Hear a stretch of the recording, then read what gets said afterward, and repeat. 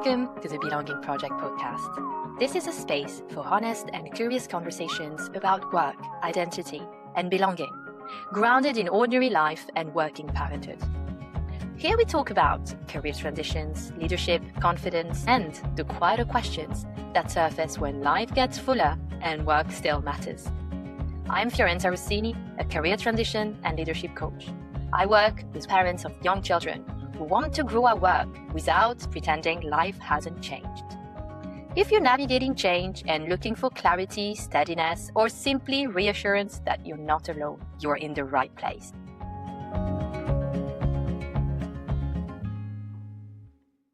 Today, I am joined by Gemma and Sima, two women dedicated to changing the narrative around parental burnout and belonging. Gemma Dean is a life coach and the founder of Reset with Gemma, and Sima Rahman is an event manager and the creative force behind the Artist's Apothecary.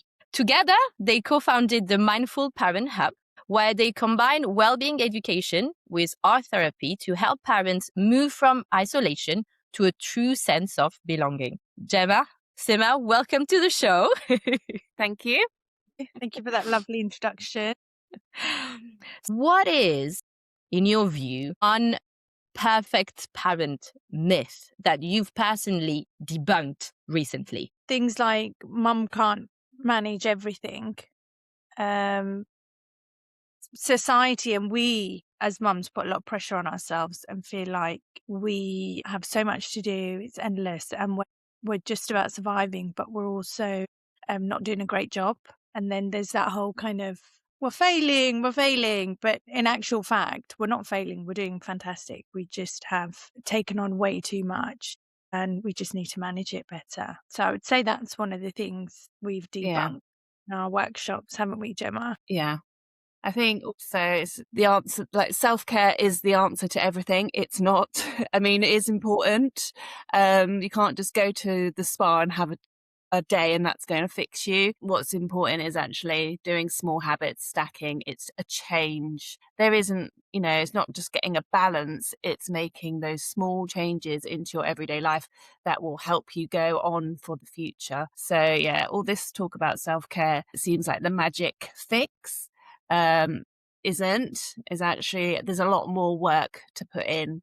So that's what our workshops are all about. We try and do them on a regular basis so that it's a nice weekly meetup for parents. They've got something to look forward to. They do the work. They build connections with other women. You can bring your kids, so it's accessible. Is there any other myths that you think we've debunked, Gemma? I think one of the myths is that we just have to do it all, and we don't. We can ask for help.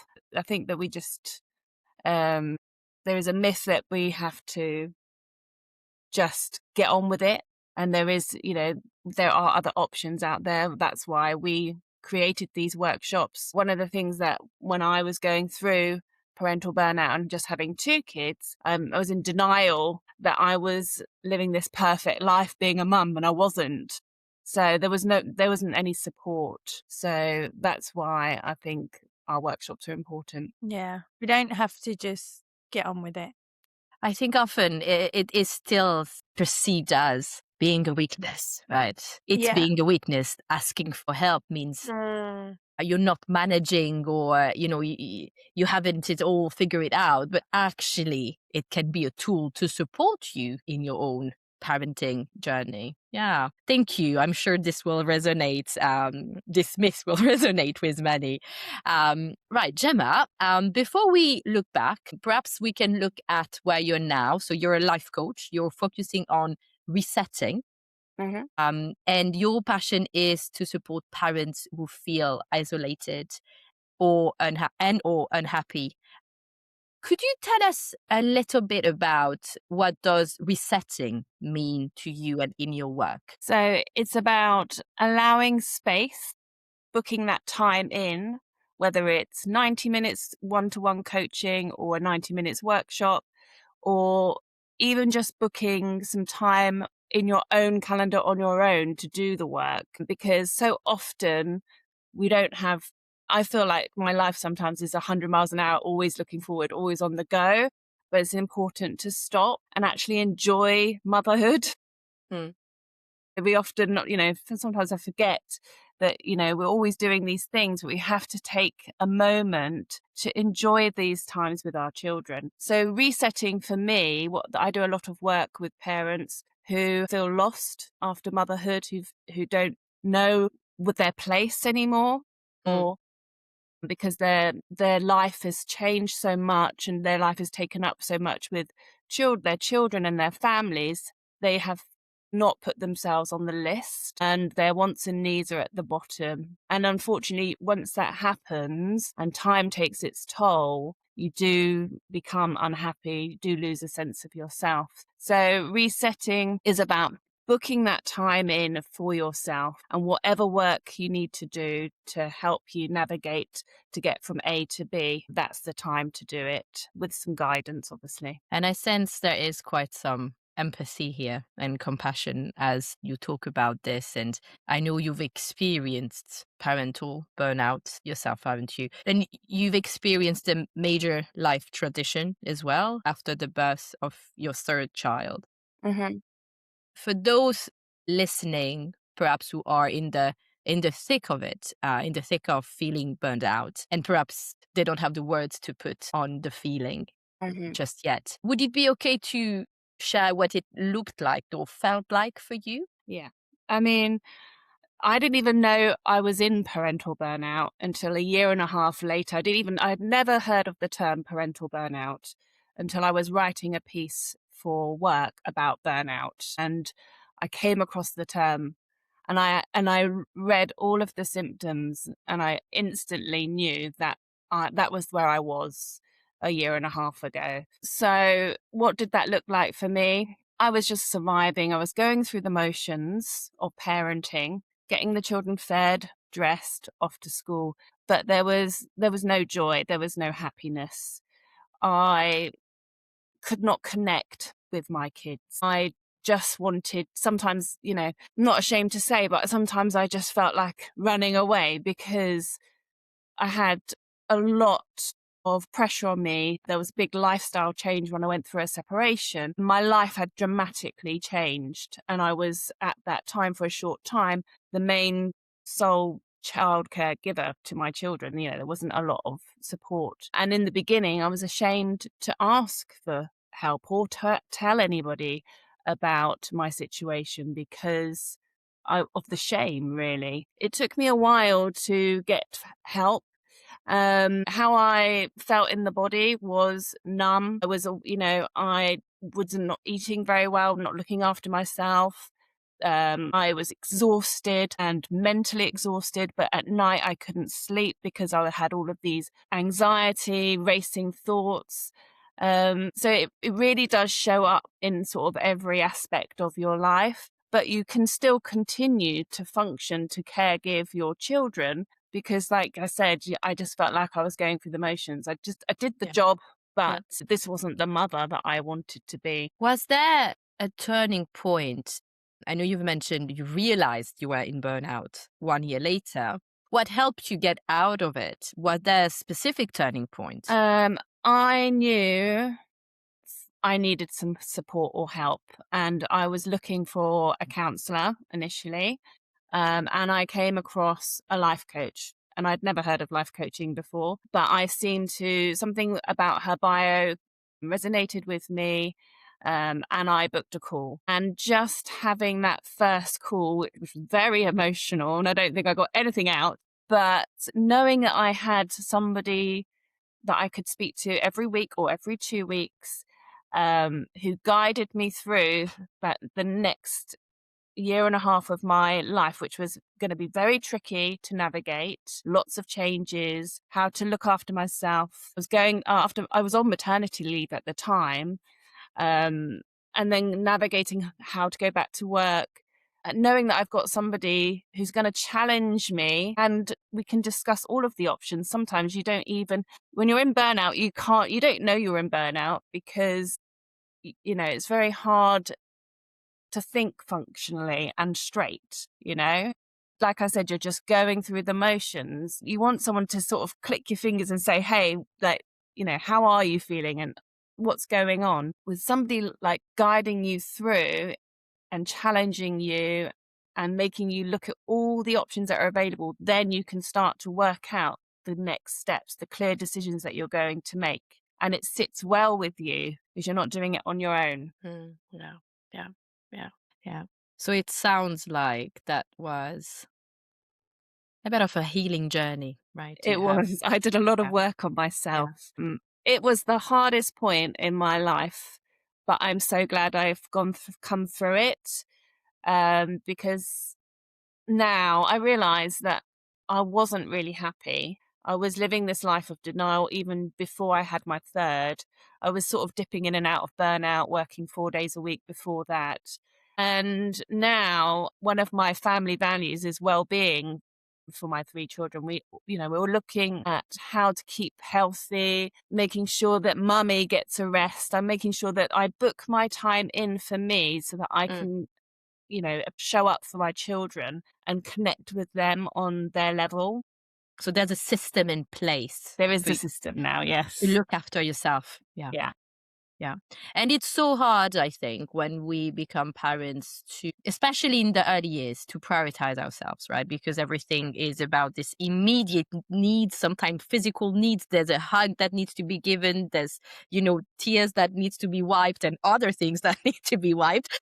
And yeah, it can be very much consuming. And Sima, you are the creative force behind The Artist Apothecary. I love your brand name. And you're also a big advocate for mental health and creative therapies and identity as well, right?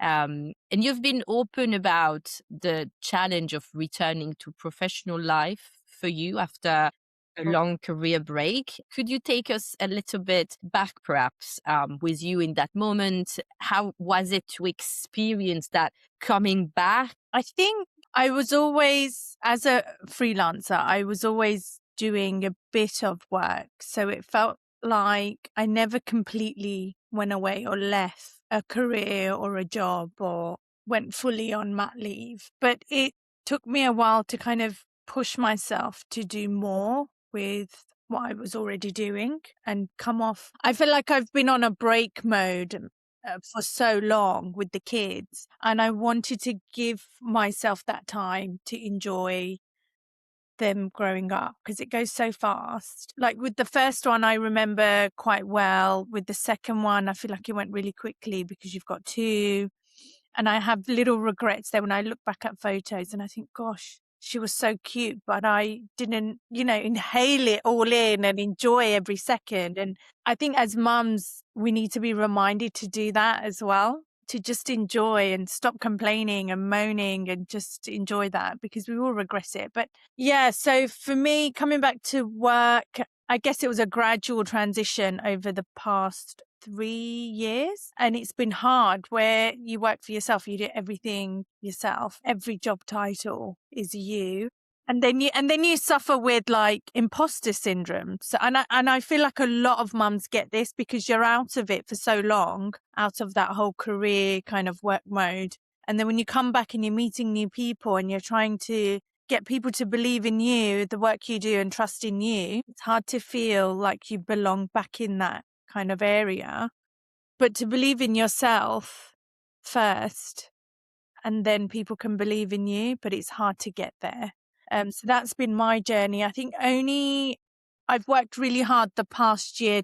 End of 2024 was a bit of a pivot mode for me where I hit my 40s and I feel like I was having a bit of a midlife crisis and questioning a lot of things about my life. I'd not read about this feelings or this kind of midlife era in the 40s. So it kind of hit me by surprise. But I had to kind of get myself the tools to put myself through it. So 2024 was a pivot where I had to create boundaries, make some changes, do like a whole vision of where I want to go, where I want to be, what I need to do to get there. And it means so many different things in your life that you need to change to get there. It's not just business side, it's also personal things as well. And then 2025, I put that all into place. And then 2026, I've had a whole kind of other set of visions, which I can now put in place because I've put 2025 in place. I've done everything there.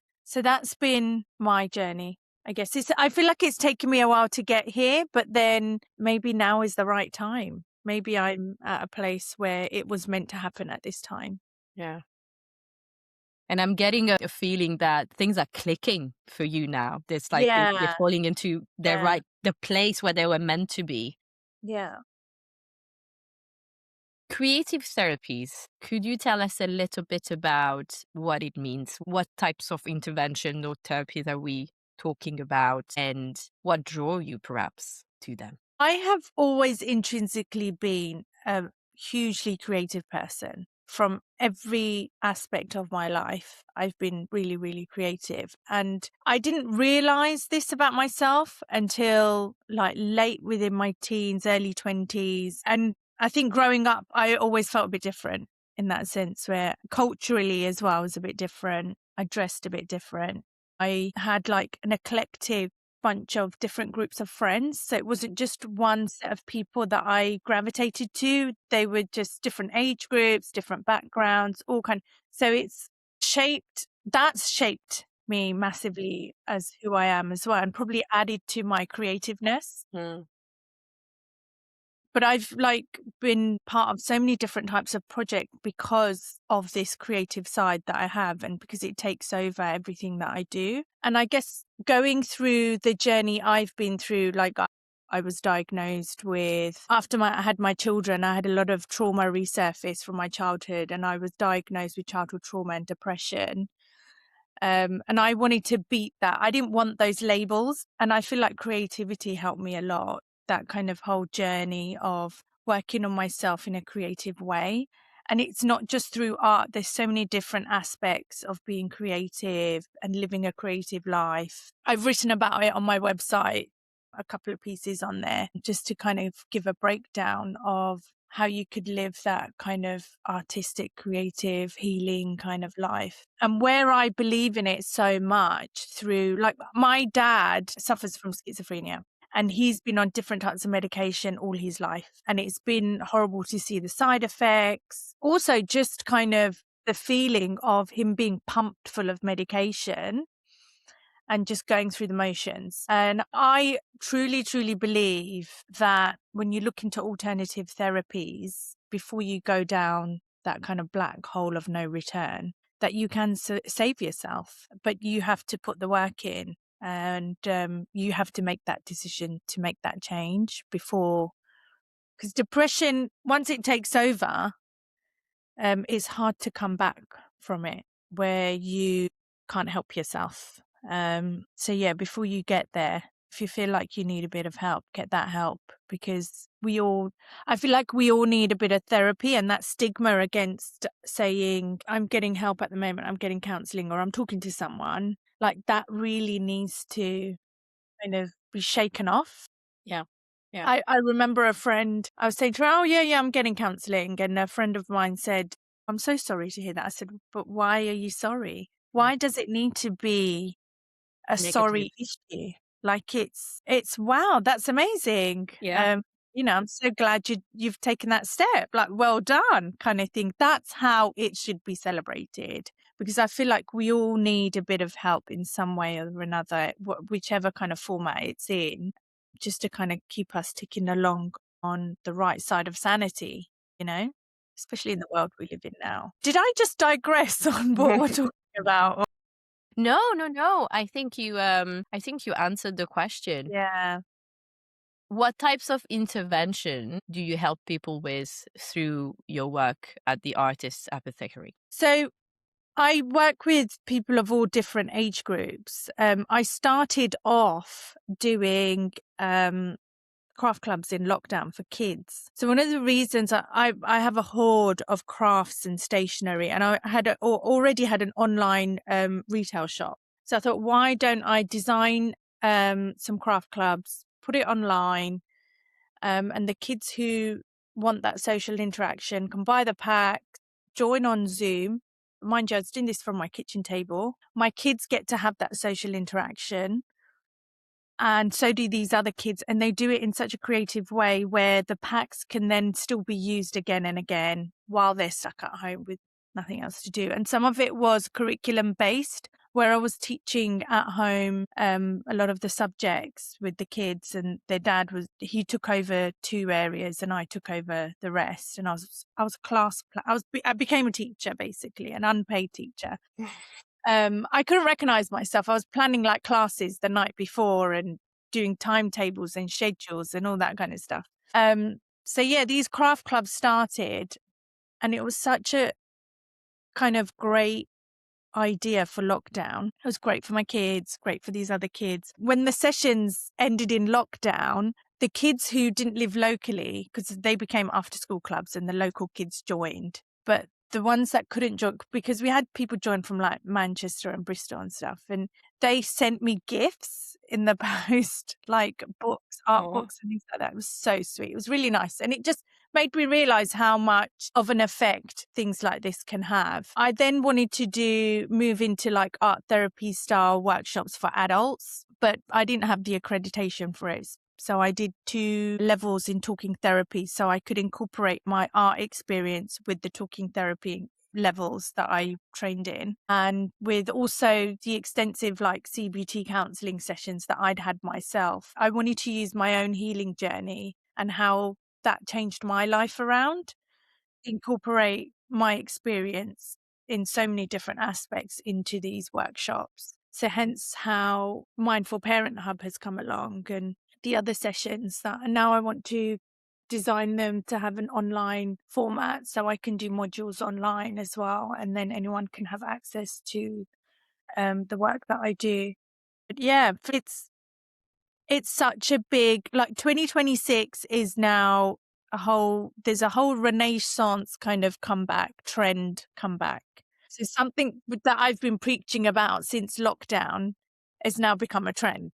And it's because everything, and now it just reinforces my whole ethos of Artiste Apothecary and everything that I do and everything that I've been doing the last few years of this kind of comeback. And there's less, people want to use their screens less. They want to use their iPads less and use their hands to do things, whether it could be crocheting, knitting, or doing an oil painting. You know, you don't need to have any experience either. You don't need to be an expert in any of these things.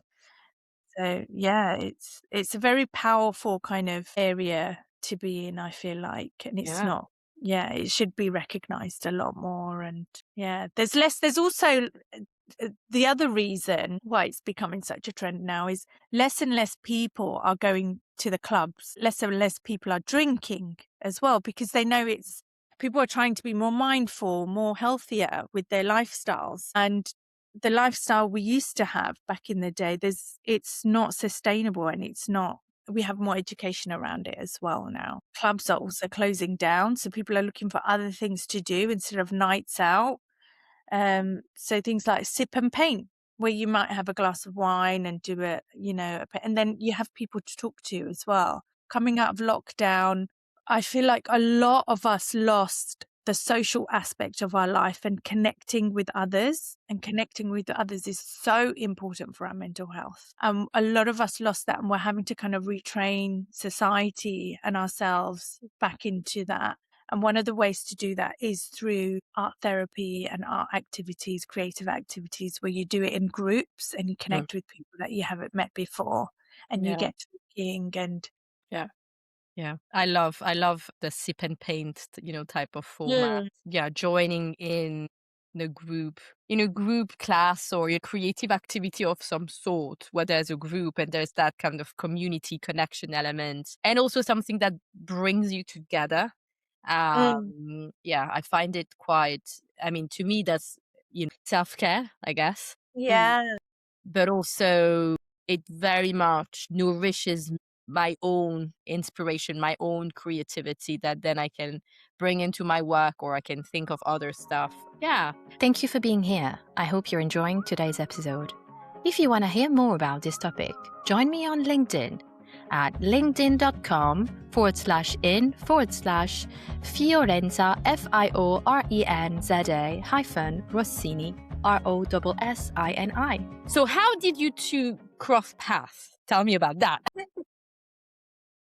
So there's something that links us here, and it's a venue in Leytonstone called Good Shepherd Studios. So Good Shepherd Studios is managed by Danny Gilbert, who is amazing. She's fantastic. So I was running craft clubs there. I did a Christmas craft club, and Gemma, you were looking at running maybe some workshops there. And Good Shepherd are great like that. Like, they hold focus groups to find out, not just with the locals to find out what they want, but also with people who run workshops there who are affiliated with GSS to see what they want and what they'd like to run. So after running a Christmas craft club, Danny's feedback to me was, we need more adult workshops. We have enough for children and the adults want more workshops. So she's like, why don't you meet Gemma? So Gemma, who's a Leytonstone local, I'm not a local, but I love Good Shepherd, like the whole setup. They've got amazing cafe food. The building itself is a historic building, lots of history and stories to tell there. So it's a really nice place to work, really nice community there. So then she's like, meet Gemma. And I was like, okay. I had no idea what to expect. Yeah. What was going to come of it. What a brilliant setup, though.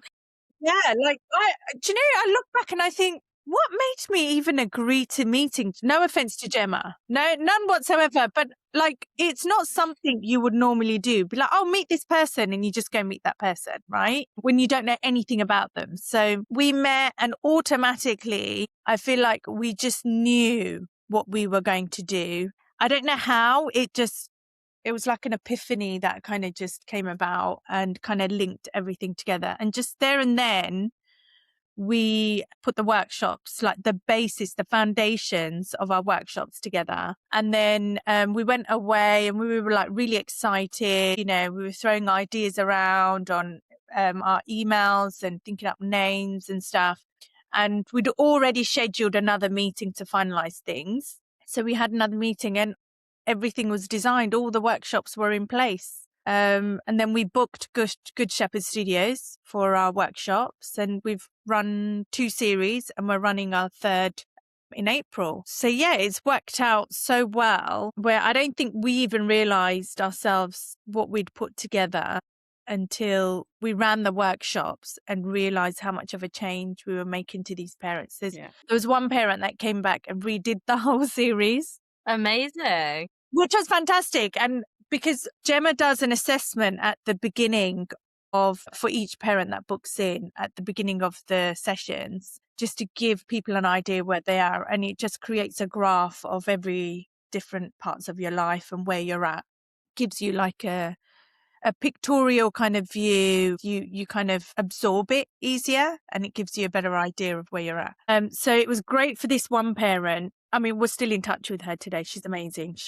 For her to come back for the first series and for the second series and to do those assessments and to see the difference in the pictorials were just amazing. And again, I did a case study on her and wrote about it on my website, and it's on the journal page so people can go have a look. And I've also put the graphs up of her assessments. And she was more than happy for us to share that. And then when we have our coffee catch-ups, she's always there. She's back to kind of support us and catch up and, you know, tell us how she's getting on, the changes she's made. I went to an art event for one of our parents recently, and there was another parent there from our sessions doing the art session. And she was like, 4 of us are going around so-and-so's house and we're meeting up to hold ourselves accountable from what you guys have taught us. And I just thought, wow, like, this is just amazing. I love this. I love that they've been given the tools and they've taken that and they're now using those tools to help themselves and also even worked. They've met each other. They didn't know each other beforehand, but they met each other at the group and they've kept in touch and they've become friends. Yeah. And they're now on that journey together where it hasn't ended. Because what I learned through my training is when the workshops end or when counselling ends, any kind of therapy ends, is you want to do it in a way where the person doesn't feel like you're abandoning them And you also need to make sure they are ready to leave you. So hence why we put the coffee catch-ups in place, and they're free to attend. So anyone can come. You don't have to be someone who's an alumni.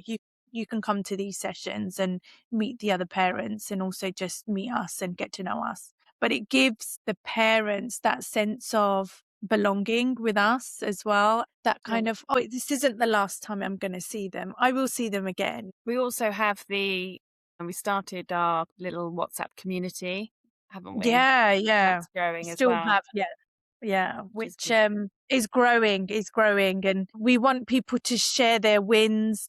We want them to share if they're working on a project, and they're, one of our parents is a musician. When she has her gigs on, she share, and if we can attend, we will attend. And the other collage artist, she put on workshop recently. Again, we shared, and some of us attended. Built a really nice community in that sense, where everyone's there to share their own stories of what they're going through, which has massively helped in our group settings, because other parents have listened and have felt, okay, I'm not in this alone. Other people are going through this as well. There's just so many benefits to the group sessions, and to keep talking. I'm getting a sense that there's a mix of coaching and peer-to-peer support that happens during the workshop. So how, in your own words, how do you describe the series that you offer through the Mindful Parent Hub? So last year it was a 10-week series. This year we're doing it slightly differently. We've broken up our 10-week series into 3 mini series, and each mini series is 3 weeks. The reason we've done that is that weeks is a big commitment for parents who have got busy lives and who may have 1 or more children to commit to. But we also wanted to have a little break in between, because we don't run in term time. So, and it's difficult for parents as well when you're in like Easter holidays to be able to do things. And also Seema and I also have our own kids to entertain. Yeah. So the series that we've broken them into sort of 3 themes. The first one is called Parental Burnout to Balance. The second one is called Breaking the Cycle, and it's all about boundaries, setting boundaries. And then the third one is called Restoring You. So more work on yourself, setting those core values, looking at your wants and needs, and finding yourself. With this series in particular, we want you to have restored yourself and found yourself again, because we've had kids, we have completely lost ourselves and our self-identity, who we are, because we're not serving ourselves anymore. We're serving little human beings. And some people are serving also a spouse, a partner, or parents. We had one parent in our workshop who was talking about the sandwich issue, which is you've got your kids, yourself, and then you've got your parents who you have to look after as well. That's really inspiring work that you're doing. And I have no doubt that it's really having an impact on parents that are attending. We've had like doctors comment and have high praise for these sessions. Yeah, which is like really kind of taken us by surprise, but also feeling quite proud by it as well. As you should, yeah, truly amazing. I have a closing question for you both. So if a parent is listening right now and perhaps they feel like they're on the outside, kind of looking in, feeling isolated, or whether there is a word that they can put on it, whether it's burnout or something else, what is one small step that they could take perhaps today to start and find their way back to their sense of belonging? I would say if you can't come to one of our workshops or come to a coffee catch-up, I would say the one step that would help you is to tell one person how you're feeling. Putting it out there and getting that human response back, there's nothing better than that, because then you're going to start that conversation, talking through your worries, your feelings, getting the support. If you keep it all in, you're keeping it all in the body, that stress is sitting with you, your over anxious mind, or however you're feeling, I would say just tell one person. Yeah. I would say that as well. I would, at least, just at the very least, if you're struggling to kind of do anything for yourself, is to speak to that one person that you trust, that you have a safe space with, because the last thing you need is to speak to anyone and then you don't get the reaction that you really need, which then will kind of deter you from moving forward with what's happening with you. But yeah, you have to help yourself before anything can change. And that could be speaking to someone, doing a bit of research, trying out different types of therapy, or whatever you feel comfortable with. Just taking that first step. All you need to do is take that first step, and then be kind to yourself and be like, I took that first step. Well done, you know? So yeah, that's really important. The first step. Thank you so much for all the insights that you've shared, but also the generosity in sharing your own story. Really, really appreciate it. Thank you, Seema. Thank you, Gemma. Thank you, Fiorenza. That was Thank you. for this opportunity. It's been really nice to talk to you. And I will add to today's episode show notes a link towards your work, and I'll include your blog post, Seema, on how to have a creative life. What does that look like? That's something you touched on, and I think would be a nice mention there. If you enjoyed this episode, please subscribe and leave us a review on your podcast platform of choice.